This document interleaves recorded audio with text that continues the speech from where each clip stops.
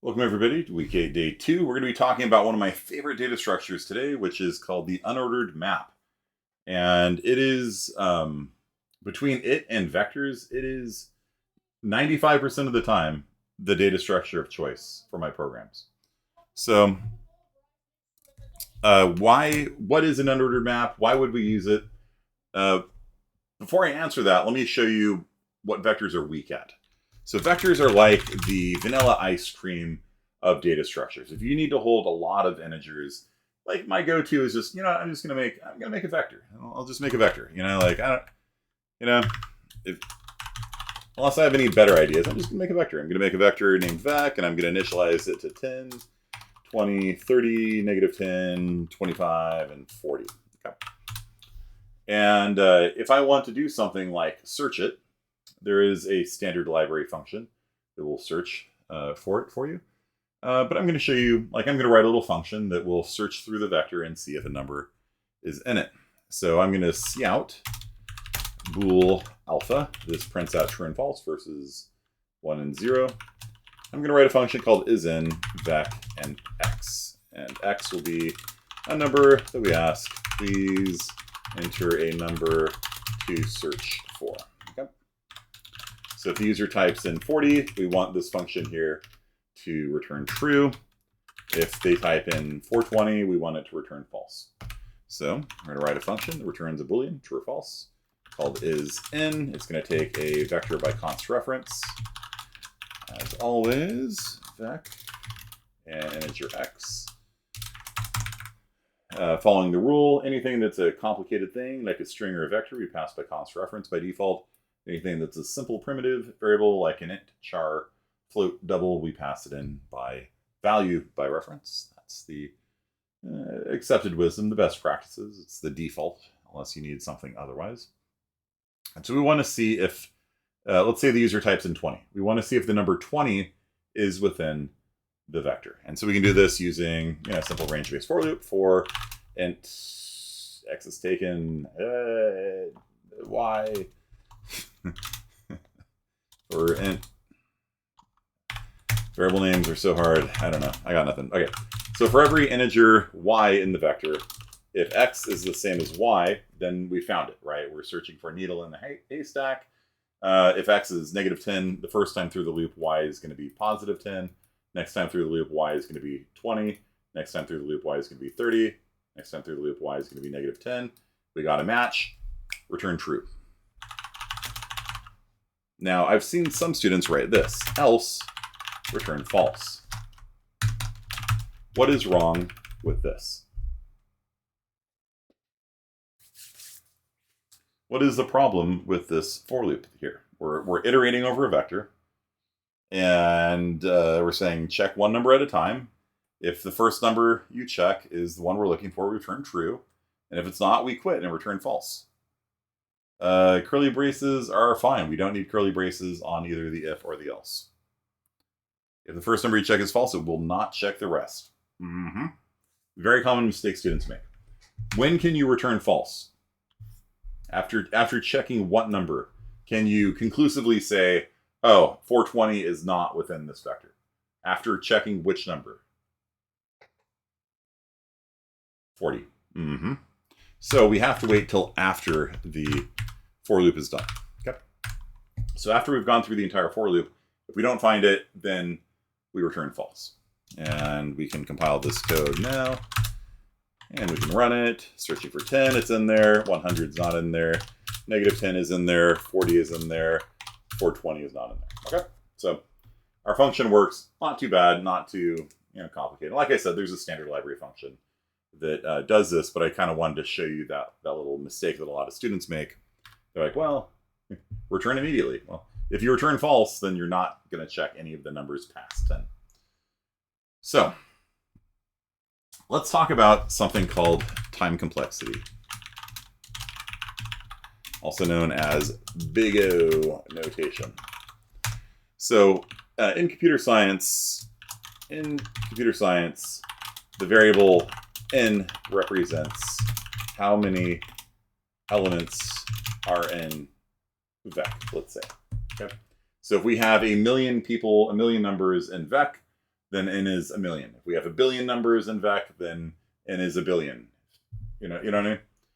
So n is the dot size, vector dot size. You guys understand what n is? If we have one element in vec, n is 1. Okay. So, worst case scenario, we got 6 people, and n is 6 right now, right? 6. And we can even add to it. We can say vector dot push back. We can add, I don't know, 420 to the end of it. And it's now 7, right?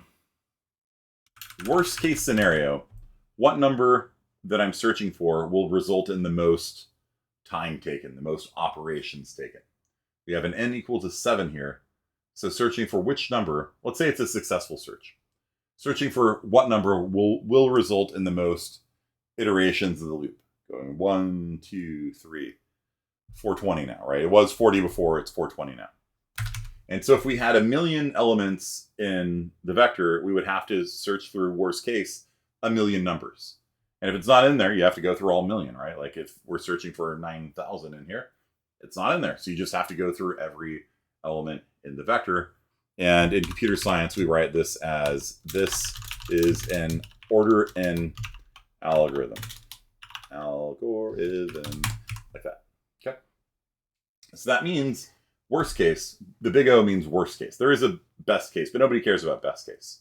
You know, best case scenario, if you're guessing somebody's password, you get it right on the first time, right? Like nobody cares about that, right? We care about worst case. We care about, if you search and it's not in there, how many elements of the vector do you have to go through? And the answer is n, right? You guys all see that?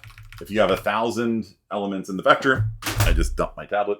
If you have 1,000 elements in the vector, then you have to go through 1,000 elements. If you have 1 million elements in the vector, you have to go through 1 million elements. Does this make sense to you guys?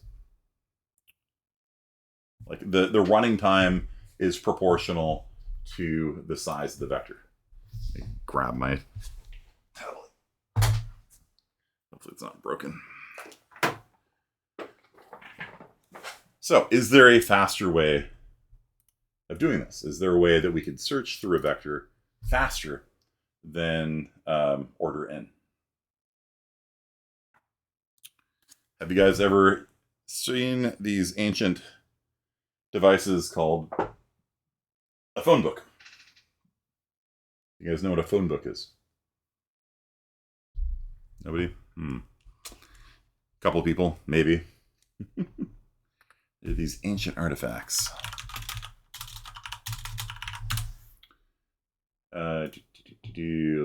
There we go. That's really old school. Yeah, that's what they looked like in my day. So basically, they're a giant book filled with names and phone numbers. Now, when you're searching through a phone book, you don't start at A and read through Z. Instead, you open the book to the middle, kind of like what we have here.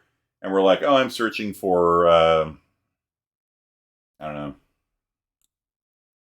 know, Sue. Okay, I flipped it open.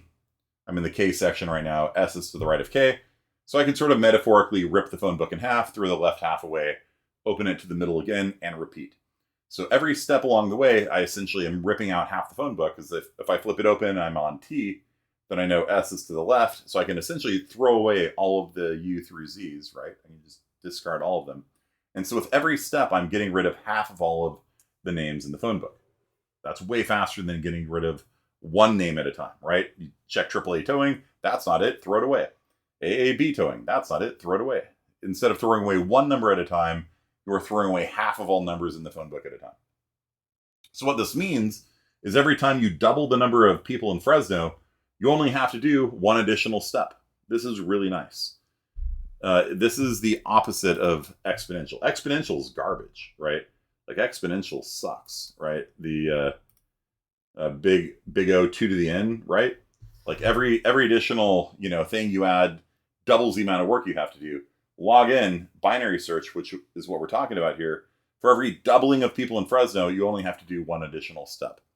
If there's 1,000 numbers in your vector, you only have to do roughly 10 steps. If there's a million in your vector, you only have to do roughly 20 steps. If there's 1 billion numbers in your vector, you only have to do 30 steps. That's really good. 1 billion versus 30. That's like 33 times fast, 33 million times faster. Like linear search, if you have a billion, would take a billion steps. You have a billion people in your vector. Binary search would do it in about 30. Couple more, but this is 30 million times faster. Okay. Now today we are going to learn about Hashmapu. Hash maps can find, and hash tables is the official term for it. Hash tables can find any element in all those numbers you have in one step. One operation. You don't have to look at 30 numbers. You don't have to look at a billion numbers. It can find it instantly. Is this number in our list of numbers? The Egyptians used to use it. Yes, exactly. you know the video I'm about to play, huh? So Hashmapu is the most powerful data structure there is. Now, is it useful for everything? No. But it is extremely fast at three things. And those three things are insert, adding things, search, and delete. So imagine you have a database. You can add anybody to the database in one step. You can search to see if anybody is in the database in one step. You can delete anybody from the database in one operation. This is S tier, okay? This is the epitome of like speed. You can't really do faster than this, right? You're going to be adding things to adding, searching, deleting. That's the ultimate speed. So the DMV, by the way, the DMV uses order n search, right? So when I'm at the DMV last time, they asked me for my name, so I give them my ID, and they type my name in, they hit return, and I sat there and waited for 10 minutes for my name to come up. And the only possible explanation I could have is that they were literally just going through every record of every person in California, doing a linear search, going through all 100 million records in California, right?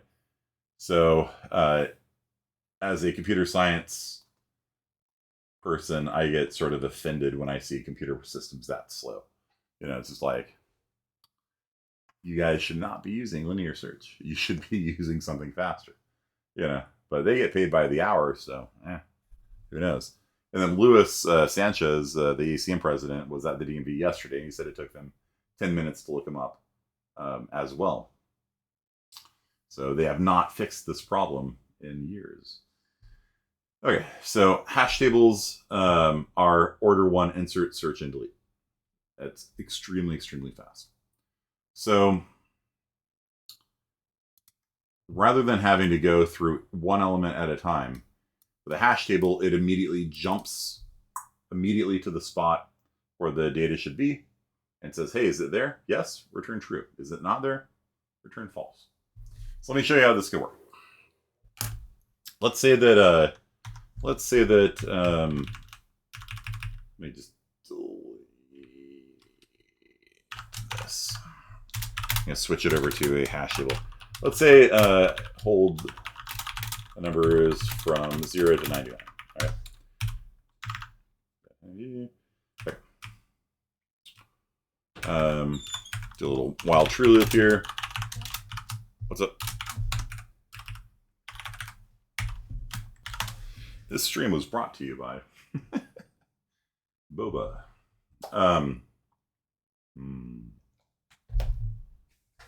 Pudding night cha.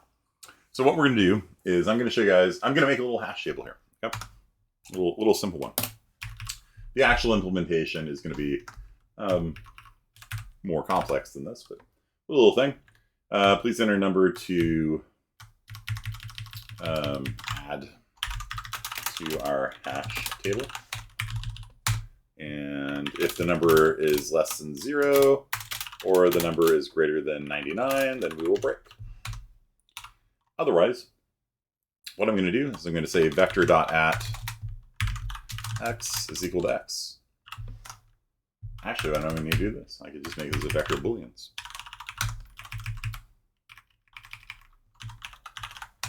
Just like that. Okay.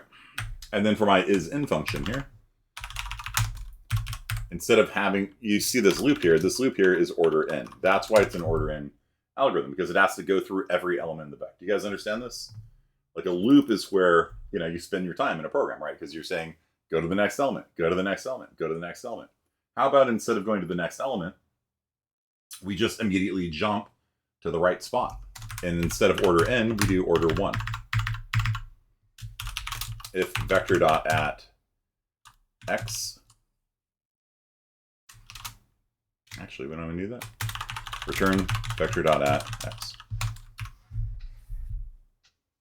So if they have typed in the number 42 before, then slot 42 holds true. So we're like, yes, we've seen that before. If 42 is false, nope, never seen it before. And we should do a little bounce checking, right? A little bounce checking, like if x is less than 0 or x is greater than or equal to vector dot size, then return false. There you go. Easy. Isn't it a bad idea to make a vector of booleans? Absolutely. But it'll work. Because we're not doing anything here that's going to cause it to break. Okay. But yeah, vector of booleans in general is a terrible, terrible thing. It's a travesty. All right, so we'll add 10 and 20 and 30. And then, let's see here. 10 and 20 and 30, and then negative 10 to finish. Let's search for 20. True. Great. 10, 20, 30. Let's search for 9,000. Not in. See that? No for loop necessary. Isn't that cool?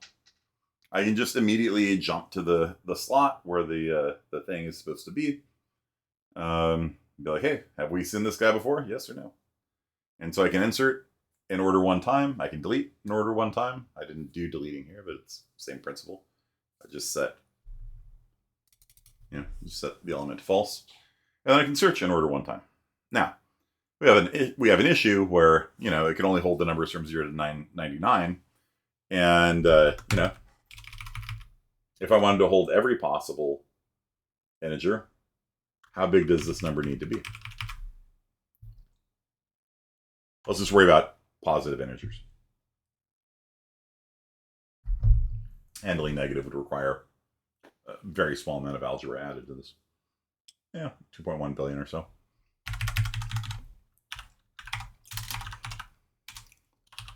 Something like that. We're not going to handle all the numbers at the top because I don't remember what the exact maximum integer is, but I don't care. Actually, we could. We just do that. We just do int max. There you go. And then that is in.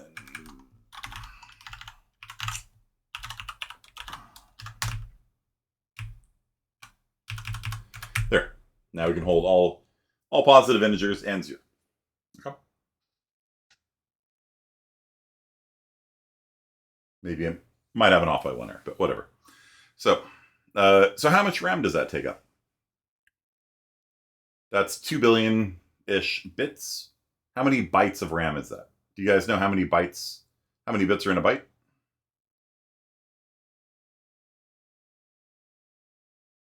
There are 8 bits in a byte. That's why networking companies like Comcast and AT&T tell you how many bits per second you get, because it sounds bigger. 100 megabits a second is 12.5 megabytes a second. And so even though all the files on your computer are measured in bytes, networking people measure the speed of its gigabit internet, not gigabyte internet. Gigabyte internet would be 8 times faster than gigabit. So it's a marketing play. So if we've got 2.1 times 1 billion divided by 8, that is 262 megs of RAM. That's it.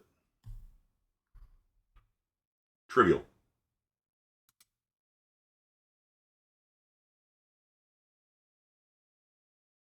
What do you guys think? Order 1. That's a lot of RAM, but at the same time, it's not a lot of RAM. If you use the standard library hash table, it'll use a negligible amount of RAM. And so in CSI 41, you'll learn better ways of doing hash tables. This is the super lowbrow way of doing a hash table, but it's introducing the concept. You guys understand?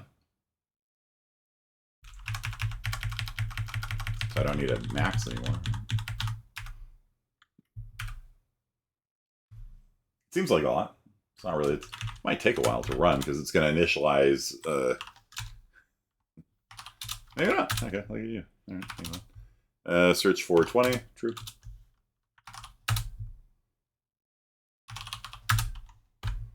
Okay. Easy. Fast. You can have a billion numbers in there, and you can still find any number instantly. One operation. So this is why Hashemapu is considered the most powerful of all data structures. It's really hard to have anything better than it, unless you need something like what order did the data arrive in, or something like that. If you need the data to be ordered, like a vector, it's like 10, 20, 30. It remembers the order the numbers were pushed back in. If you need that, you have to use a vector or some other ordered data structure. But if all you care about is have I seen this number before? Have I not seen this number before? Then hash tables are a chef's kiss optimal. Okay? They're really nice. You guys with me on this? Do you guys want to see how to do this in the standard library? Okay, because this is a little bit. I would never write code this way. You know what I mean? Like, it's why write it yourself when there is a better implementation? Unordered set. When there's a better implementation in the standard library. So we are going to make something called an unordered set named numbers. I don't know. And you can initialize it with, it's an unordered set of integers. And we can initialize it with some numbers too. We can do that if we want, or we don't have to. It's okay. Now, if we are not using a vector, we're using nums now. Right? Yeah, that's fine. All right. So, okay. So how do we add something to an unordered set? Right now, it starts off with 6 numbers in its database of numbers that it's seen before. We're going to add numbers to it. We do something called insert, nums.insert, and we're going to insert x. So basically, let's just do 0 to quit.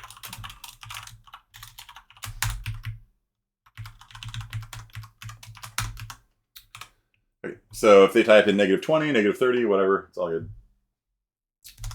And then we can even do another for loop here, so I don't have to run it multiple times. And so this is how you insert into a hash table. That adds the number. Like if we type in 50, it adds 50. What if we type in 50 again? It throws away the duplicate. You cannot have duplicate entries in a set. Either something is in a set or it's not. You can't have multiple elements in a set unless you use something called a multiset. So if x is equal to 0, break. Otherwise, cout bool alpha. Nums.contains x. This is how you search from a hash table. And we can do erase also. We can do delete.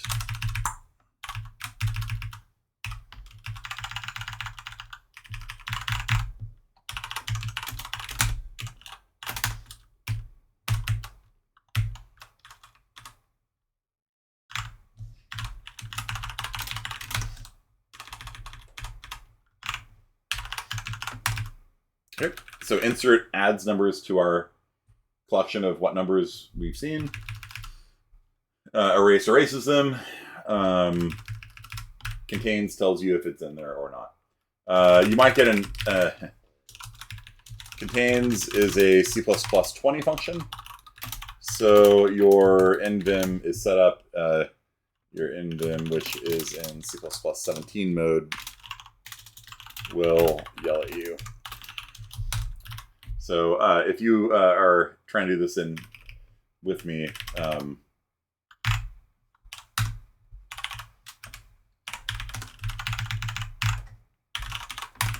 you can use count instead. So count tells you how many times, if you pass in 40 to count, it will return how many times 40 is in nums, which will either be 1, true, or 0, false. So it's literally the same thing as contains. It just, it just sounds weird to count the number of times it appears because it can only appear once, right? So contains makes more sense to us as humans, but count is C++ 17 friendly, whereas contains is C++ 20 and above. Okay, so that is how you make a hash table. You don't have to initialize it, like that's usually omitted. But by putting it in here, I don't have to add numbers every time, which is going to be nice when I'm running it for you in a second. This is how you can add things to the set. This is how you can erase things from the set. This is how you can check to see things are in the set. Insert, search, delete, all of them in order 1 time. Ultimate speed. So let's add 9,000 and 8,000 and 420. Let's erase 420. And then we're going to search for 420. Not found. Did I forget bool alpha? Let's search for 9,000. Found. 8,000. Found 8,001. 80,001. Not found. Right, because count is returning an integer. Right. If we use contains, contains returns a boolean. That's another benefit of contains. Okay. So I'll just cast this to a boolean real fast. Okay. So we'll add 10 a bunch of times. It doesn't matter. It's already in there. If we erase 10 even once, when we search for it, it's not in there anymore. 20 is still in there. 30 is still in there. 40 is still in there. 50 is not in there. 10 is gone, though. Okay. 420 is not in there. You guys understand this? With an unordered set, it's not ordered anymore. That's part of the name. You don't have the ability to remember what order the numbers were added in. And if you need that, you use a vector instead. But this is a super useful thing. Like, what if you wanted to check for duplicate words in a file? How would you do that? Like, let's say that you're going to be given the B movie script, and you want to print out every word that is a duplicate or something like that.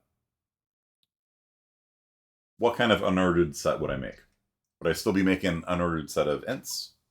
If I want to keep track of every word that I've seen so far in Hamlet or the B movie script, or the Navy SEAL copy pasta, what sort of unordered set do I need to make? The number is typed in first, and then a second time it will not show up again. Exactly. Something is either in the set or it's not. Even though I added 10 like 5 times, it's okay. It's in the set. It just does nothing. Add 10. It's in, man. I don't know what you want from me. Add 10. It's in. Like, stop. Throw it away. It throws away duplicates. If you want the ability to have multiple duplicates in there, then there is something called a multi-set. Not commonly used, but it's in there. And then it will keep track of how many times you've added 10 to it. But if you erase, it erases all of them. So you have to be careful with that. Bit of a sharp edge. Okay, so yeah, we would need an unordered set of strings. Okay. So we could call this like words seen, something like that. And so how do I open up the B movie script? Anyone know? So the B movie script's a famous copy paste, right? Like, how can I get the B movie script into C++ here on our server? Yeah. According to all known laws of aviation, there's no way a bee should be able to fly. A friend of mine set that as his username in Stellaris because Paradox, in their wisdom, has no maximum size limit, no string limit for somebody's username. And so he has the entire B movie script as his username. And so every time he says hi, your entire screen goes blah, like this. It's super annoying. And so he's like, hey, help me out. And I'm like, no, I'm not going to help you out. You just covered my entire screen and your name. So what do you mean move it onto the server? You're assuming it's not on the server already? Like, come on, it's right here. It's in the public directory. B-movie script. There it is. According to all known laws of aviation, there's no way a bee should be able to fly. And if you want to view it on your terminal here, you can cat it. And if I just run that through a wall, look what happens on your screen. It echoes this to the entire screen. Every user on the server just had the entire B-movie script displayed on their screen, just like how my friend has the B-movie script as his username in Stellaris. You now just got to experience that by having the entire script appear on your screen. Thank you, Kearney. Very cool. So if you guys want to know how to refresh your screen, now's a good refresher on how to refresh. Control L. Okay, so Control L refreshes the screen. A lot of students will sit there and backspace it and erase their code. So be careful with that. Control L will refresh the screen. B-movie script jump scare. So let's practice that again. Here you go. It's on all of your screens again. So Control L gets rid of it. You're welcome. It's good practice. Okay. So if we're going to open up the B-movie script, it's just a simple IF stream like this, named ends, and it's in /public/B-movie script like that. And I'm going to search for duplicates, right? So what I need to do is read. There's that standard for loop that we have, while true, or you can do while ends. That works as well. It's a little bit redundant, but yeah, either way.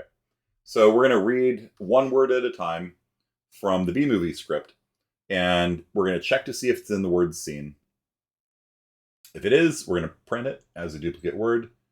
And if it's not, actually, maybe it'll be more fun. So we're going to spam the a lot. You know what I mean? You can't refresh. You're on Mac. Sucks to be you, man. I don't know what to tell you. All right. I don't know. Like, anyone know how to? It should be a terminal thing.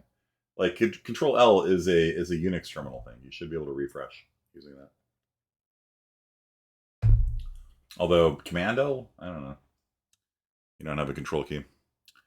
Okay, so maybe it'll be more fun to just print the first time we see each word. How about that? So this is going to be called Kearney's Lab Time. You guys are going to be getting a different lab time. Kearney's Lab Time. Print the first time each word appears in the movie. You guys understand? So according to the laws of aviation, all those will appear. You know, bees should be unable to fly. Okay, but then the next time the word the appears, we won't print it. Okay. So let's get one word at a time. String S is equal to read from the file. Read one word from the B-movie script. Okay. If we hit the end of the file, we're done. Easy. So that's an infinite loop that's going to sit there and read all the words until we hit the end, and we're done. Cool. This is a pattern you guys should all get used to because you're going to be working a lot with files and strings and all this kind of stuff. You need to get used to this pattern of reading from a file. And so what we want to do is say if we have never seen this word before, so if words seen, words underscore seen, dot contains S. So if we've seen the word before, do nothing. Yeah. Let's make it a not then. If we have never seen this word before, if I have never met this man in my life, then we will see out S. Do we want to do an inline? Maybe. We'll print the word, and then we're going to add it to word seen.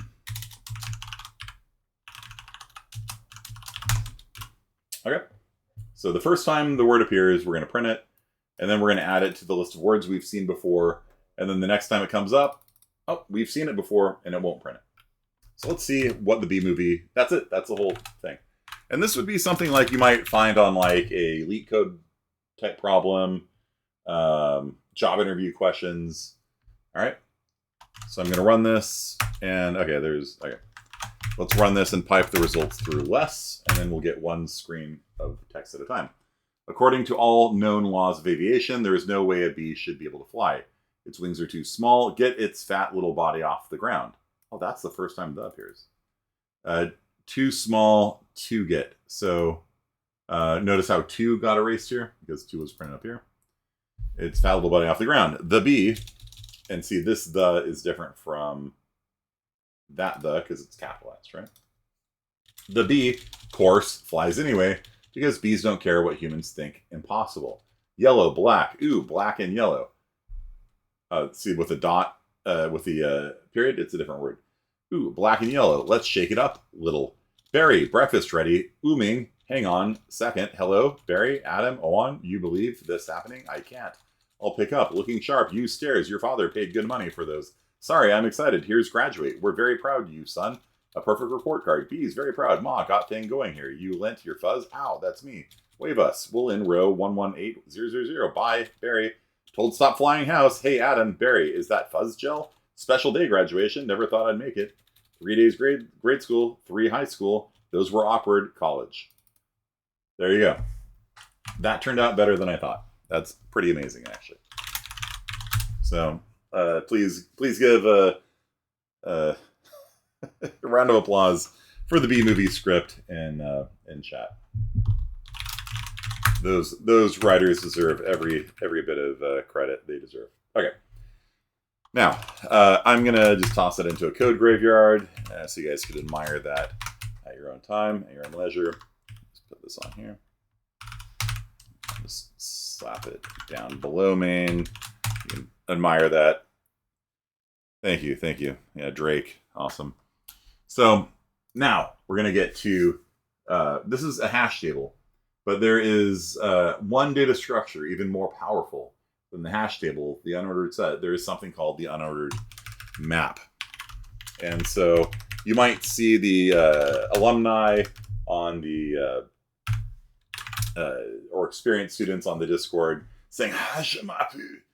And that's because of the Jonah Tech video, if coding was an anime. And I will pause the stream right now because I don't want to get copyright struck. So we can just all watch it together, and then I'll resume the stream when I'm done. Now, if you're at home, yeah, you can just Geomatech these 3, and then there was another one. There's another one where the guy said just use a hash map for everything. Maybe it's one of these. I don't know.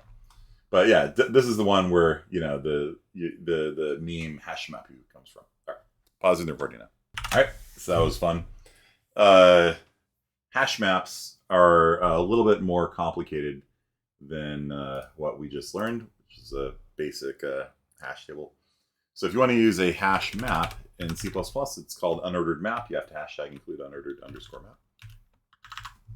And what they do is they associate one thing with another thing. So what does that mean? So if I make an unordered map between strings and integers, and I call it mapu, okay? Then what I can do is I can say mapu square bracket January equals 31. So there's 31 days in January. I've associated the number 31 with January. January would be the key, and 31 would be what's called the value. This is the key is of type string. The value is of type int. You use the key to search, insert, and delete the values. Okay, so you can't search mapu for elements that are 31 unless you want to do it just the slow way of just like going through every element. But what you can do is say, all right, find me how many days January has, and it finds it instantly in order one time. Okay. Yes, I've started the recording again. Yeah, I'm streaming. You guys have trouble seeing it, hearing me? You guys good? If we wanted to have a hash map that tells us how many legs different creatures have, We could say, humans have 2 legs. We could say spiders have 8 legs. Insects have 6 legs. Dogs have 6 legs. Cats have 6 legs. Spider dog. That's horrific, huh? Yeah, it's the dogs and cats have 4 legs. All right, so you guys write me code on chat, just one line of code that will tell me how many legs that sets in this hash map. How many legs a fish has. So write a line of code just like this that you should be able to look at the pattern and follow it. That will save into this database here, or whatever you want to call it, data structure, that fish have no legs. I think. Let's just go with that. Some of them have like vestigial legs. Are there fish with legs? There's like the Darwin fish, right? Like these guys, yeah, have fish. Those guys count. Oh my gosh.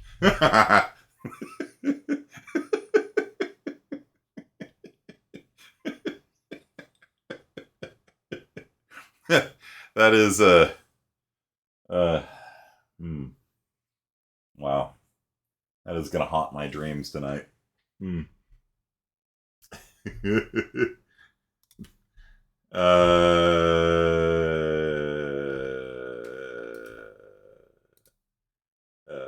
Yeah, I'm done. That's enough. That's enough internet for today. Okay. Yeah, you guys got it. Legs fish equals 0. Okay. And then if you want to print out how many legs fish have or whatever, actually let's just ask the user. So string s equals read. What creature do you want to search for legs for? And we'll see out legs square bracket s like that.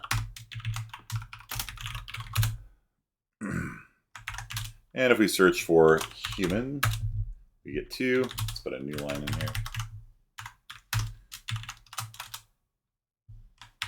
If we search for spiders, we get 8. If we search for dogs, we get 4. If we search for fish, we get 0.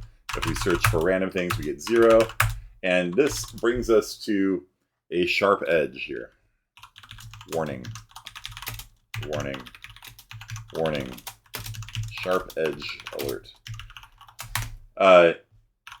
If you do this and S is not in the hash map, then it inserts it. So I'm going to show you in a little bit how to print all the entries in the hash map. If you search for something and it's not in the hash map, it will add it to the hash map. It will insert it into the hash map and give it 0 legs. So if you search for puppy, congratulations, puppies now have 0 legs. It's in the hash map.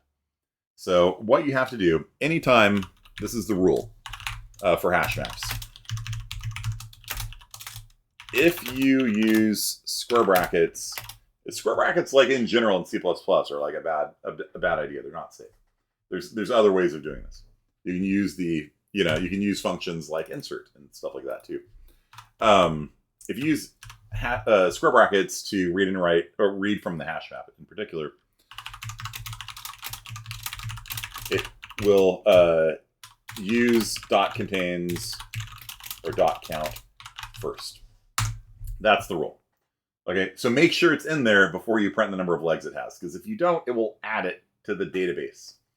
So what does that look like? It looks like this. So if legs.contains s, so if we have seen humans before or dogs or cats before, this will be true. It's in the hash table.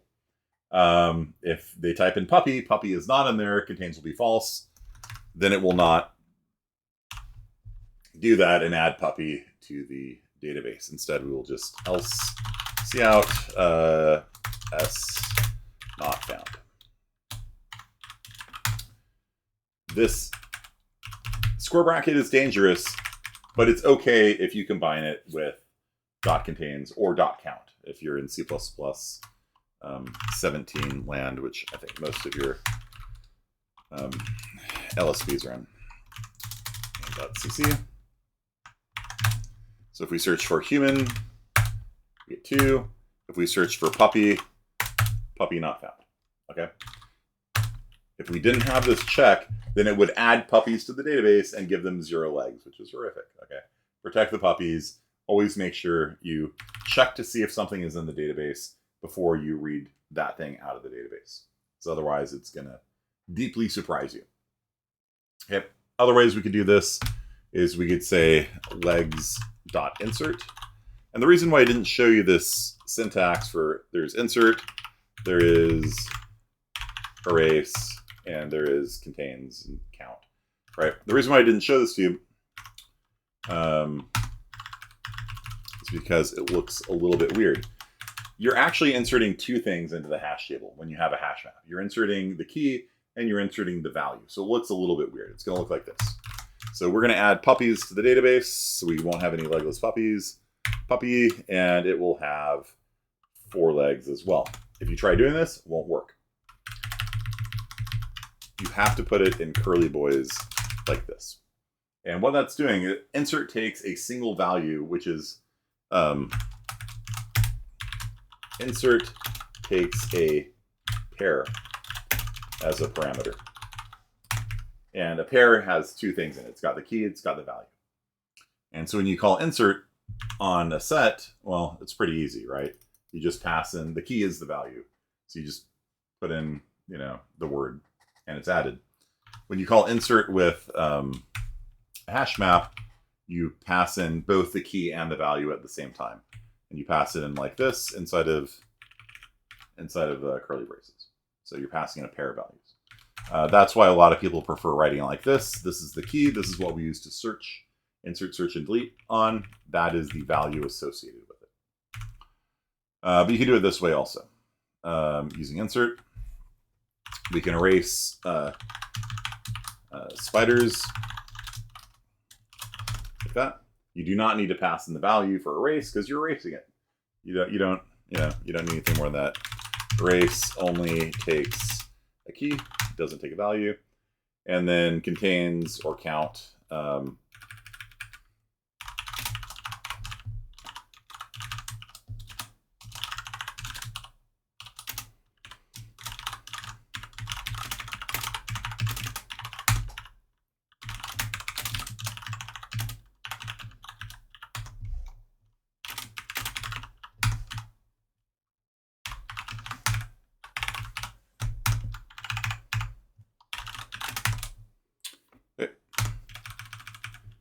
So the only thing that's different here from the previous thing we showed you is that when you insert both a key and a value pair at the same time, which makes sense. So, or you can do it this way.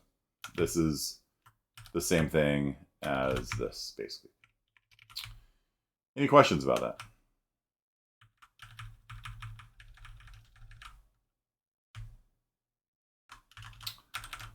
Okay. The last thing, there's one obvious thing you need to learn how to do, and that's to print out the hash map, right? How do you print the whole thing, right? So if you're going to be debugging it, one of the rules for debugging is see out all the things, right? Just, when you get more advanced, you might log things and stuff like that. But, when you're a beginner, just see out everything. Just make sure that it's doing what you think it's doing. Okay, so it works like this. For every auto pair. So for every pair in legs, so every pair of legs. So P is a pair holding both a string and an integer. P dot first holds the key. P dot second holds the value. So what it returns is it's going to return the whole thing. It's going to return human has 2 legs. It's going to return spiders have 8 legs. Insects have 6 legs. It's going to print It's going to give you all the keys and all the values at the same time as a set of pairs. Cats have 4 legs. It returns a pair. And so in a pair, the P dot first is going to hold the key, P dot, which is going to be like human, cats, fish, dogs, something like that. P dot second holds the value, fish have 0 legs, that kind of stuff. What if you want to increment the number of legs fish have? What do you guys think? Does that work? If you want to increase the number of legs fish have?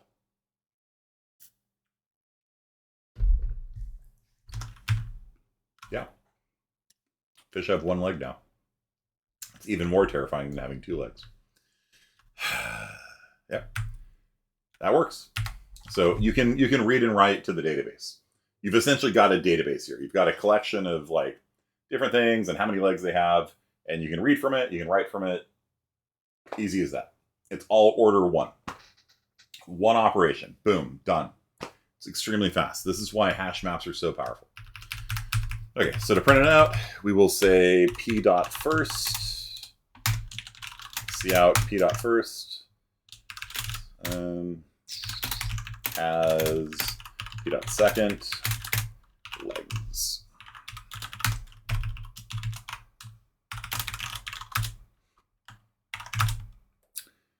Spiders don't exist, right? Because I erased them. I want to search for human. Okay, humans have 2 legs. All right, so then it dumps the hash map.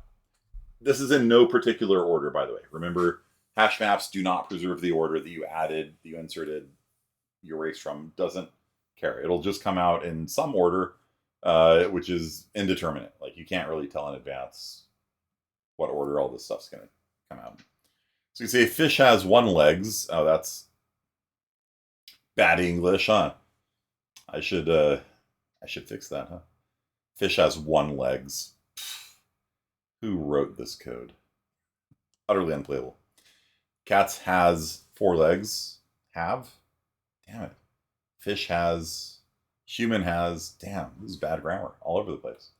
Puppy has 4 legs.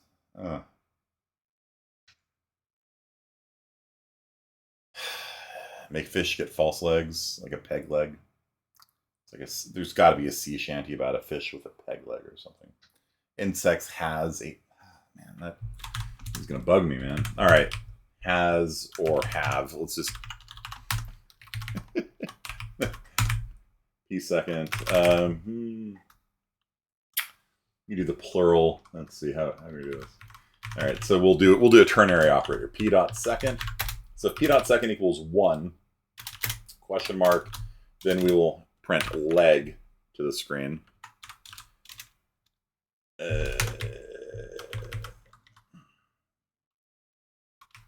Leg to the screen. Otherwise, we're going to print legs to the screen. Okay. So this is the ternary operator. So this is like we said here. If P dot second equals 1, we say fish have 1 leg. If it is any number other than 1, then we will say legs. It has 0 legs, 2 legs, 3 legs, so on and so forth. So if we type fish not found because I didn't type in a capital F, right? Different word. Fish have 1 leg. Cats have 4 legs. Dogs have 4 legs. Puppy has 4 legs. Insects have 6 legs. Humans. Should say humans, I guess. Human has 2 legs. You see how that worked? Kind of cool, huh? So that's a pretty typical use of like the ternary operator. You could write an if statement and stuff like that, but sometimes it's easier just to like, if you have to pluralize a word, yes or no, just to toss a little ternary at it, and then you can choose either the plural version or the non-plural version.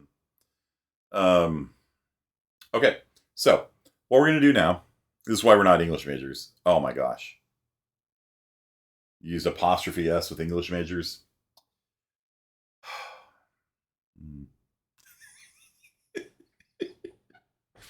So what you're going to do now is you're going to actually start your Friday lab time now. I don't want to see it today. I want to see it on Friday. I'm actually going to give you enough time. I'm going to give you like an hour today, and then we're going to have lab time on Friday as well to do it. It might turn into an actual homework assignment. Mincarelli and I are talking about this. whether or not this is going to turn into an actual homework assignment. But what I want you to do is I want you to do this for lab time today and on Friday. And the idea is you can hopefully get it done today. If not, you can get it done on Friday. That way nobody needs to go to the makeup sessions. But the idea is if you get it done today, then on Friday you can actually work on your image processing filter, which is due on the following Monday. You can work on that with your partner during lab time on Friday. Okay? So here's what I want you to do. Do you guys know what histogramming is? Have you guys ever heard of the term antihistamine?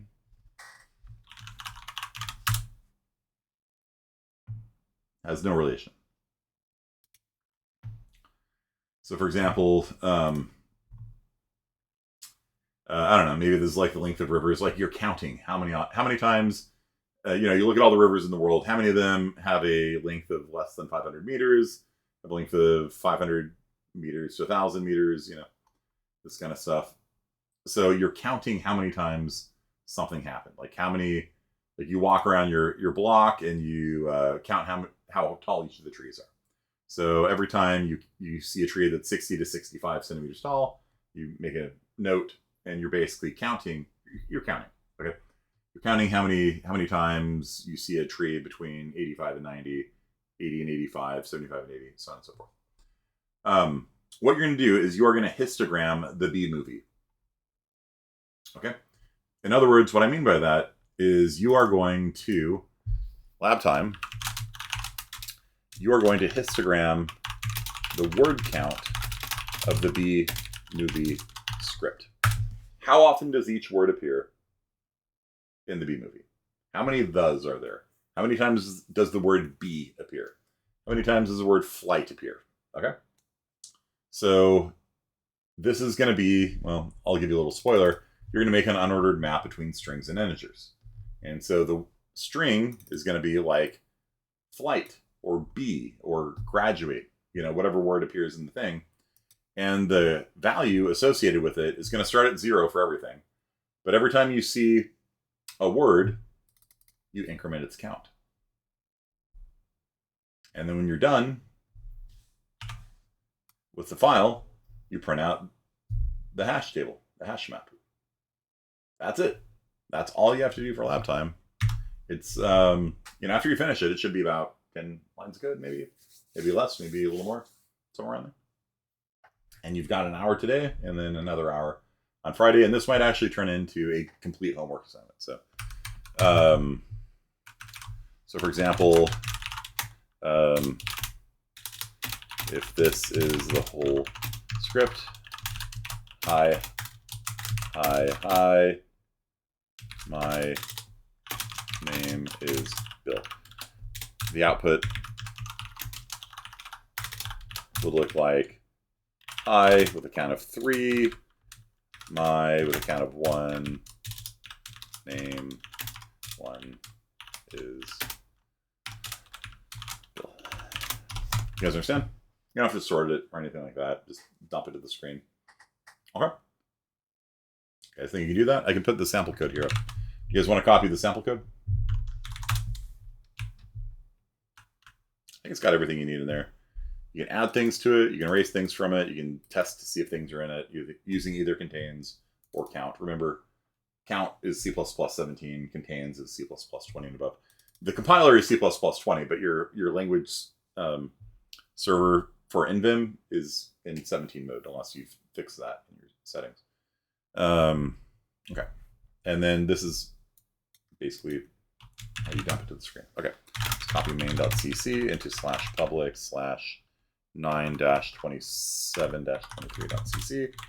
California Highway Patrol, done. So if you guys want to copy this /public/9-27-23.cc to your current directory. And so this will give you a copy of my demo code that I made for you guys.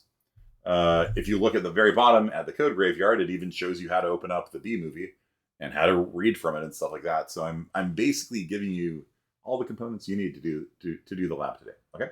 Once you get it done, just screenshot it to me. And actually, I don't want to see it. I'm fine. You're gonna send it to me on lab time on Friday. Okay. So begin.